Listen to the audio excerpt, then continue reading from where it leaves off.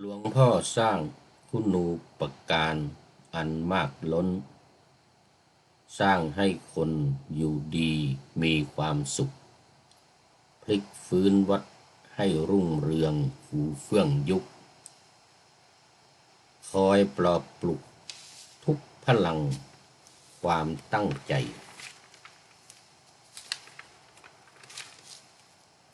หลวงพ่อให้ความรู้ชูหน้าที่สนับสนุนเรียนบาลีที่ยิ่งใหญ่หลวงพ่อช่วยทุกสังคมสุขสมใจบำเพ็ญไปบริหารงานทั้งมวลหลวงพ่อสร้างสิ่งประเสริฐเลิศล้ำยิ่งทำทุกสิ่งสร้างสรรค์อันดีล้วนหลวงพ่อนำชาวล้านนาพาชี้ชวนจึงครบถ้วนทุกอย่างสร้างความดี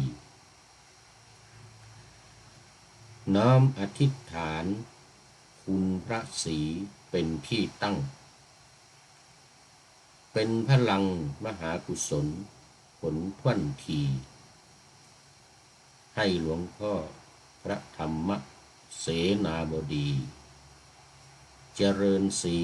เจริญชนพ้นร้อยเทินต่อมาวันหนึ่งพระศาสดาทรงตรวจดูสัตว์โลกยามเช้าตรู่ทรงเห็นอุ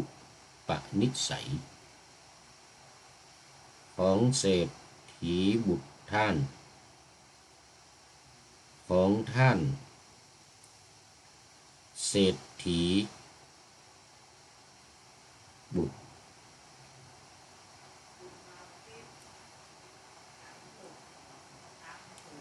ของบุตรท่านเศรษฐีนามพัทธิยะทรงได้ทำพัตตกิจในเรือนของอนาถบิณฑิกะเศรษฐีเสร็จก็เสด็จด้านปราจีนประทับอยู่จนสิ้นทิวาในบุพารามชนทั้งหลายเห็นพระองค์เสด็จดำเนินตามมุ่งสู่ประตูงามทิศอุดรย่อมรู้ใจว่าจักเสด็จหลีกไปจาริกในที่ไกลนางวิสาขาได้ทราบว่าพระศาสดาเสด็จดำเนินบ่ายพระพักไปประตูหน้าด้านทิศอุดรมาจึงรีบไปถวายบังคมขอถวายความนอบน้อมแด่พระรัตนตรัยมีพระพุทธเจ้าเป็นต้นขอถวายความเคารพพระมหาเถระพระเถรานุเถระเจ้าคณะพระสังฆาธิการทั่วโลกมีพระเดชพระคุณพระธรรมเสนาบดีเจ้าคณะภาค7วัดพระธาตุดอยสุเทพเป็นต้นและขออำนวยพรแด่ท่านผู้ฟังท่านผู้ชมสาธุชนพุทธบริษัททั้งหลายวันนี้รายการธรรมทัศน์ของวัดพระธาตุดอยสุเทพออกอากาศทางสถานีวิทยุวปท2จังหวัดเชียงใหม่มีร้อยเอกจำนงปัญญาวัฒโนเป็นหัวหน้าสถานีและอาตมภาพพระครูปริยัติยานุศาสตร์เป็นผู้บรรยายเป็นประจำทุกวันเวลา7:30 นาทีไปจนถึง8 นาฬิกาสำหรับวันนี้ ก็ขึ้นต้นรายการด้วยบทประพันธ์ของท่านนายพลพลตรีนเรศจิตรักเป็นคำสดุดีกล่าวสรรเสริญคุณของพระเดชพระคุณพระหลวงพ่อพระธรรมเสนาบดีเจ้าคณะภาค7วัดพระธาตุดอยสุเทพในวโรกาสที่พระเดชพระคุณได้รับพระบัญชาสมเด็จพระสังฆราชทรงแต่งตั้งให้เป็นเจ้าคณะภาค7จึงได้ประพันธ์ถวายเป็นมุทิตาสักการะแด่พระเดชพระคุณหลวงพ่อดังใจความที่ได้ปานาธรรมาสน์ไว้นั้นว่าหลวงพ่อสร้างคุณูปการอันมากล้นสร้างให้คนอยู่ดีมีความสุข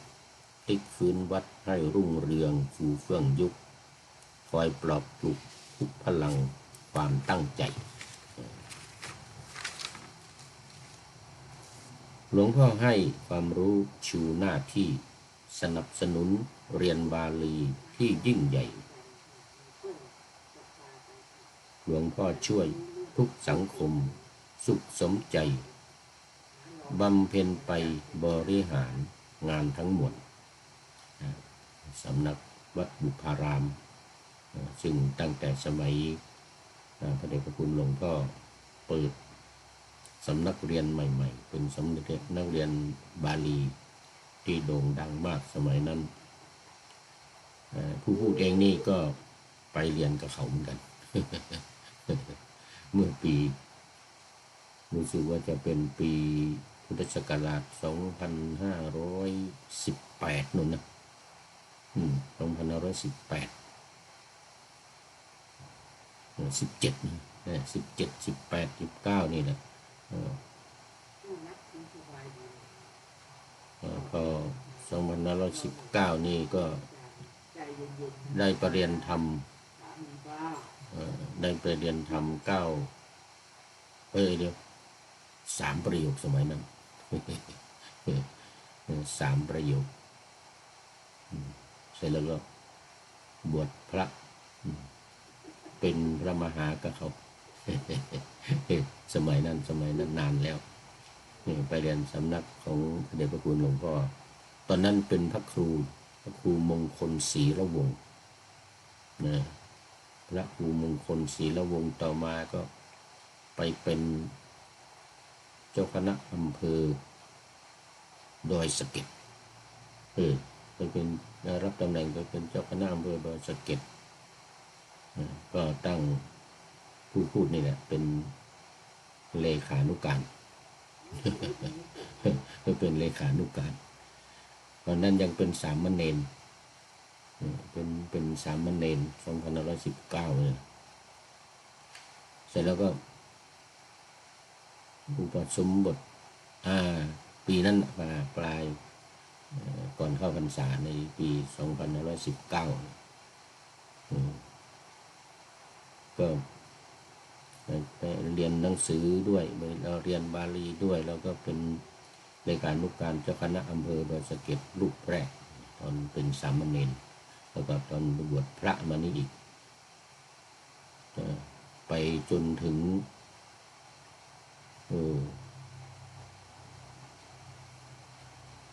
2524นะจนถึง2524ตอนย้ายไปเรียนต่างประเทศที่ประเทศอินเดียก็เลยยุติลาออกจากตำแหน่งเลขานุการตั้งแต่19 20 21 22 23 24 7 ปี7 ปีสนองงานพระเดชพระคุณสมัยนั้นก็เรียนบาลีไปด้วยจนได้ประเรียนธรรม4 ประโยค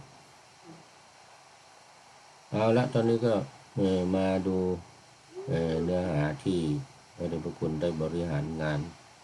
ทั้งงานการด้านการศึกษาและทั้งด้านการเผยแผ่แล้วก็ไปเป็นเจ้าคณะอำเภอที่ดอยสะเก็ดหลวงพ่อสร้างสิ่งประเสริฐเลิศล้ำยิ่งทำทุกสิ่งสร้างสรรค์อันดีล้วนหลวงพ่อนำชาวล้านนาพาชี้ชวนจึงครบถ้วนทุกอย่างสร้างความดี อันนี้ก็งานสมัยนั้นนี่นอกจากว่างานปกครองคณะสงฆ์งานด้านการเผยแผ่อะไรต่างๆนี่ก็พระเดชพระคุณหลวงพ่อก็จะเน้นในเรื่องของการงานในป่าขอต้อนรับ FC ตัวจริงเข้ามาแล้วสุริยันคำปาท่านสุริยันวัดพระธาตุดอยสุเทพกราบนมัสการครับพระอาจารย์ในค่ำคืนวันที่10วันนี้ครับคืนวันที่10วันที่10พฤษภาคม2568จะมีการเดินขึ้นดอยหรือว่าเตียวขึ้นดอยสุเทพผู้ใดใช้รถใช้ถนนในค่ำคืนของวันพรุ่งนี้โปรดใช้ความระมัดระวังด้วยครับยังวันนี้ยังไม่ได้ถึงการประชาสัมพันธ์งานวิสาขบูชาก็ว่ามาตลอดนะว่ามาตลอดว่ามาตลอดนะขอบคุณมากFC ตัวจริงขอบคุณ FC ตัวจริงมากที่ย้ำมาในเรื่องของการเตียวขึ้นดอยไหว้สาปารมีพระบรมธาตุและแห่น้ำสงฆ์พระราชทานของพระบาทสมเด็จพระเจ้าอยู่หัวขึ้นไปด้วยในตอนกลางคืนวันที่10นี้แล้วก็เตือนมาในเรื่องของการใช้รถใช้ถนนในวันพรุ่งนี้วันพรุ่งนี้คือวันที่10วันพรุ่งนี้ก็คือตอนเย็นตั้งแต่ตอนบ่ายไปแล้วนะตอนเย็นก็จะปิดถนนเพราะว่าคนเดินขึ้นเนี่ยนะมันบ่ายเนี่ยเขาก็เดินขึ้นกันแล้วบ่าย3บ่าย4โมงนี่นะมันก็ต้องแต่ยังไม่ปิดถนนนะรถยังขึ้นลงได้จนถึงทุ่มจนถึงตอนเย็นจึงปิดถนนเลยรถไม่ได้ขึ้นถ้าขบวนเริ่มทุ่มครึ่งไปจนถึงตี 5 หยุดเลยปิดถนนรถไม่ให้ขึ้นเลยมีแต่ขบวนขึ้นถ้ารถจะขึ้นนี่ก็ต้องเป็นรถที่จำเป็นเช่นรถอาหารหรือรถขนเสบียงว่า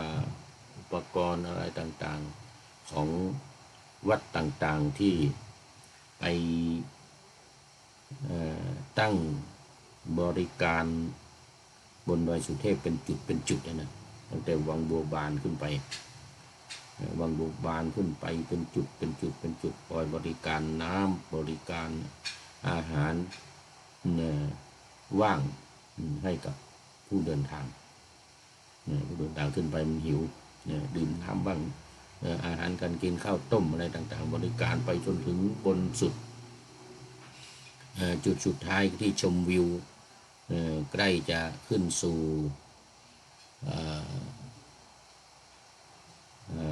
โค้งขุนกันโน่นถึงโน่นเลยใกล้จะถึงโค้งขุนกัน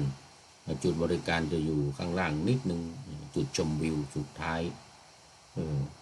เป็นรู้สึกว่าจะเป็นจุดของวัด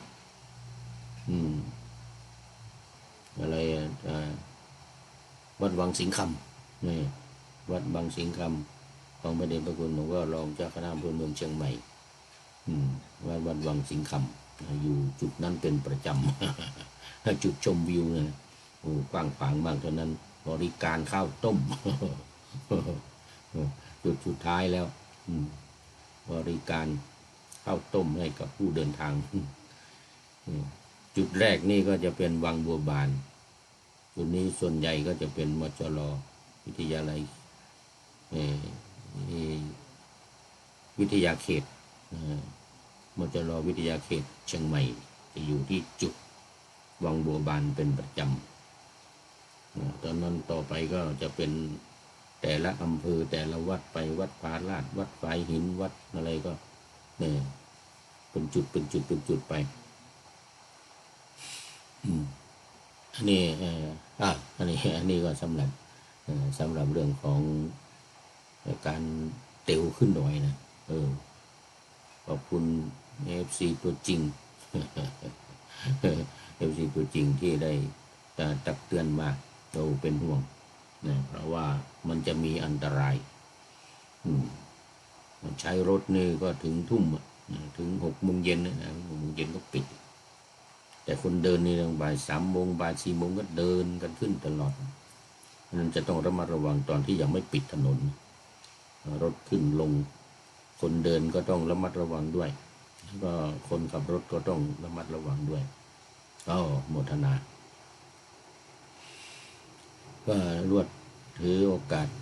ประชาสัมพันธ์ตอนนี้ยังพูดในเริ่มต้นป่าหน้าธรรมะยังไม่เสร็จน้อมอธิษฐานคุณพระศรีเป็นที่ตั้งเป็นพลังมหากุศลผลท่วนทีให้หลวงพ่อพระธรรมเสนาบดีเจริญศรีเจริญชนพ้น100 ปีเทินนี่ก็เป็นผลงานของพลตรีนเรศจิตรักท่านนายพลก็จะได้ใช้บทประพันธ์กราบมุทิตาสักการะพระเดชพระคุณหลวงพ่อพระธรรมเสนาบดีเจ้าคณะภาค7ในวโรกาสที่ได้รับการแต่งตั้ง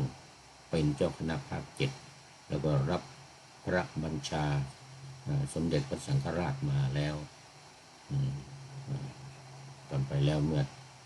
ต้นเดือนเพราะว่าประกาศตั้งแต่วันที่10 เมษายนมาแล้ว เอาแล้วตอนนี้ก็เข้ามาสู่เนื้อหาสาระของธรรมะก็มีประชาสัมพันธ์อีกนิดหน่อยหลังจากที่เดินขึ้นดอยสุเทพมาแล้วนี่ถึงประมาณตี 5เนี่ยกระบวนน้ำสงฆ์พระราชทานก็จะ6 โมงเช้านี่ก็จะมีการทำบุญตักบาตรพระสงฆ์สามเณรภิกษุสงฆ์สามเณร500 รูปหน้าบริเวณศาลาหน้าบันไดนาคบริเวณกว้างขวางหน้าบริเวณบันไดนาคนั้นรถนี่ก็หยุดหมดห้ามFC ตัวจริงบอกว่าแต่งตั้งเลขานุการเจ้าคณะภาค7พระมหาสกลวิโรจนกิตติปรริยนธรรม9 ประโยคครับโอ้สาธุลืมไปแต่งตั้งใหม่ว่าตอนที่พระเดชพระคุณหลวงพ่อเป็นรองเจ้าคณะภาค7ท่านอาจารย์พระมหาสกลวิโรจนกิตติปท9นี่ก็เป็นเลขาพระเดชพระคุณหลวงพ่อมาสืบทอดจากท่านเจ้าคุณสิริเจติยานุกูลเนี่ยซึ่งเป็นเลขาพระเดชพระคุณหลวงพ่อมานาน32 ปีพอได้รับตำแหน่งแต่งตั้งเป็นรองเจ้าคณะอำเภอเมืองก็เปลี่ยนเนี่ยหมดวาระก็นิมนต์ท่านอาจารย์มหาสกลวิโรจนกิตตินี่เป็นเลขานุการมาเรื่อยมาจนถึงปีนี้พระเดชพระคุณหลวงพ่อได้รับราชทานแต่งตั้งเป็นเจ้าคณะภาค7ก็ต้องแต่งตั้งเลขารูปใหม่แต่ก็เป็นรูปเดิม คือท่านอาจารย์พระมหาสกลวิโรจนกิตติโอโมทนาเป็นอย่างยิ่งขอแสดงความยินดีมุทิตา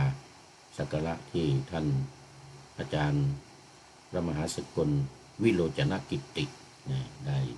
รับการแต่งตั้งเป็นเลขานุการเจ้าคณะภาค7อีกครั้งหนึ่งต่อไป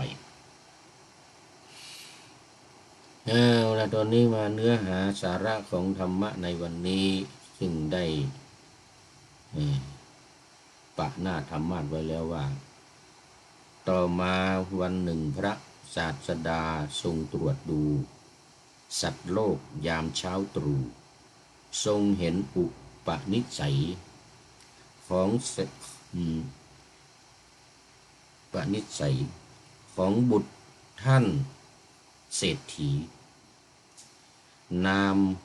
พัทธิยะทรงได้ทำพัฒกิจในเรือนของอนาถบิณฑิกะเศรษฐีเสร็จก็เสด็จด้านปราจีนประทับอยู่จนสิ้นทิวาในบุพารามชนทั้งหลายเห็นพระองค์เสด็จดำเนินตามมุ่งสู่ประตูงามทิศอุดรย่อมรู้ใจอันนี้ก็หมายถึงว่าตามปกติเนี่ยถ้าออกเสด็จออกทางด้านปราจีนนี่ก็หลังรับอาหารบิณฑบาตจากบ้านอนาถบิณฑิกะเศรษฐีเสร็จเนี่ยถ้าจะเด็ดออกทางทิศปราจีนทิศตะวันออกนี่ก็จะไปทางวัดบุพารามก็จะประทับในวัดบุพารามเนี่ยแต่ละถ้าเสด็จออกทางทิศ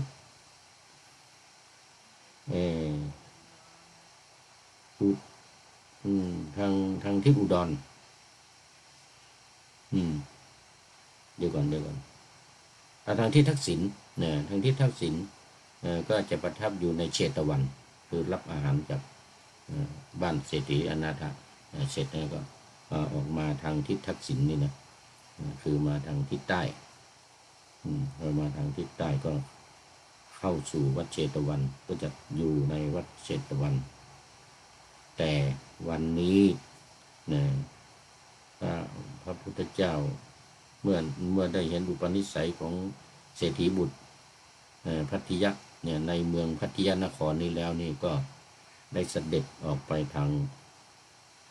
ทิศอุดรนะจะไม่ใช่ทักษิณไม่ใช่ปราจีนไม่ใช่ทักษิณพอออกไปทิศอุดรปุ๊บนี่ก็แสดงว่าชนทั้งหลายก็จะรู้ว่าพระพุทธเจ้าไปสู่ที่จาริกนะไม่ไปวัดบุพารามไม่กลับมาวัดเชตวันก็ไปทางทิศอุดรคือออกไปทางเหนือก็โน่นเลยมุ่งไปพัทยานครเมืองพัทยานครซึ่งเป็นเมืองของบุตรเศรษฐีบุตรของเศรษฐีคนหนึ่งนะพัทยานครนี้ก็เป็นเมืองเดิมของนางวิสาขานี่เองนะเมืองเดิมของนางวิสาขาพ่อนางวิสาขาตอนอยู่ในพัทยานครเนี่ยได้ต้อนรับพระพุทธเจ้าแล้วนางวิสาขานี่ตอนนั้นอายุ7 ขวบเนี่ยก็ได้เป็นพระโสดาบันบรรลุเป็นโสดาบันเลยนางวิสาขาพร้อมกับการราชพร้อมกับเศรษฐีบิดาเศรษฐีบิดาของพระนนชัยเศรษฐีเป็นปู่ของวิสาขาปู่ของวิสาขาเป็นโสดาบันเหมือนกันวิสาขาก็เป็นโสดาบันสมัยนั้นนี่พอนางวิสาขาเห็นพระพุทธองค์เสด็จทางทิศอุดรก็รู้ทันทีว่าจะไปพัทยานคร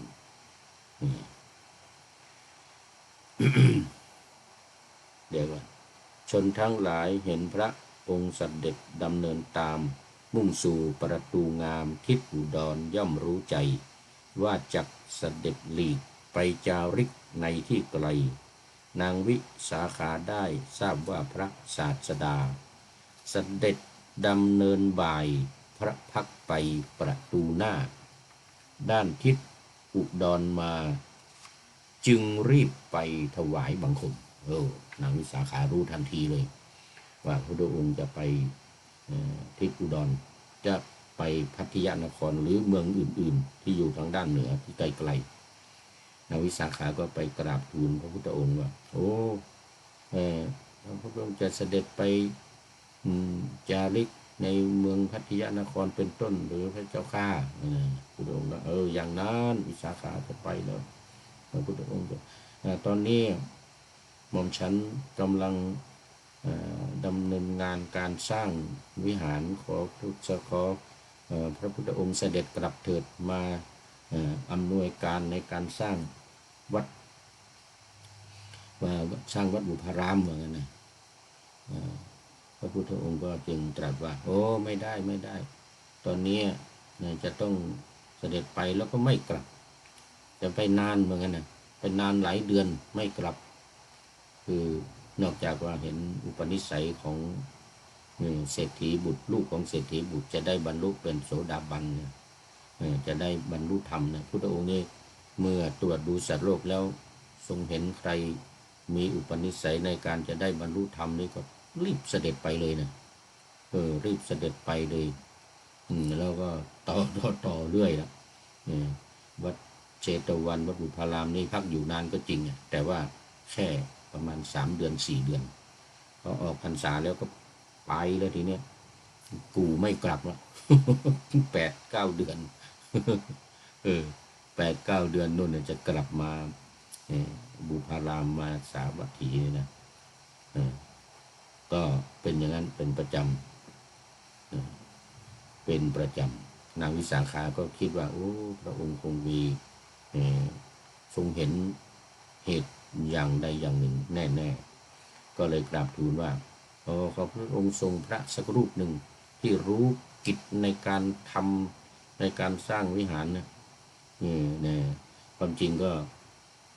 เล็งพระอานนท์เพราะว่าพระอานนท์เนี่ยเป็นผู้ที่เชี่ยวชาญในเรื่องของการก่อสร้างเนี่ยนะแต่ว่าพระอานนท์ก็ต้องตามเสด็จพระองค์ไปเนี่ย8-9 เดือนเนี่ยต้องตามเสด็จพระองค์ไปก็เป็นพุทธอุปถัมภ์ก็พระองค์ก็เลยมอบหมายท่านพระมหาโมคคัลลานะมอบหมายมหาโมคคัลลานะไปดำเนินการสร้างเป็นเวลา9 เดือนเสร็จ9 เดือนหนึ่งโมคคัลลานะไปคุมงานไปดูงานนางสาขาสร้างวัดบุพารามวันนี้หมดเวลาพอดี เอาไว้แค่นี้ก่อน ในวันต่อไปก็มาต่ออีกท่านสุริยันคำปาก็เป็นท่านสุดท้ายเข้าสู่เส้นชัยของรายการวันนี้ขอโมทนาขอบคุณเป็นอย่างยิ่งขอนำพระไตรปิฎกลอยฟ้าไปจากผู้ฟังทั้งหลายในโลกล่าวันต่อไปจะได้จรย้อนกลับมาสู่สถานีใหม่ให้ท่านฟังอย่าลืมเปิดวิทยุหรือเครื่องรับโทรศัพท์โมบายคอมพิวเตอร์ผัง YouTube เฟซเพจไลน์ให้ดังๆเพื่อชมฟังรายการวันต่อไปขอทุกท่านมีความสุขทุกคืนวันนำธรรมะประกอบการงานทั้งหลายเช่นขยันทำงานทางวาจากายใจขวัญขวายกิจการงานนานาบำเพ็ญสาธารณประโยชน์เว้นสิ่งที่มีโทษโหดเยี่ยงสาประกอบแต่กรรมดีมีราคาแสวงหาเงินทองครองใจคนเสียสละพละทรัพย์นับมากน้อยไม่ให้ล้านก็ให้ร้อยไม่ด้อยผลเอื้อคนรวยช่วยคนยากฝากคนจนให้ทุกคนเท่ากันมาตรฐานเดียวขอเจริญพร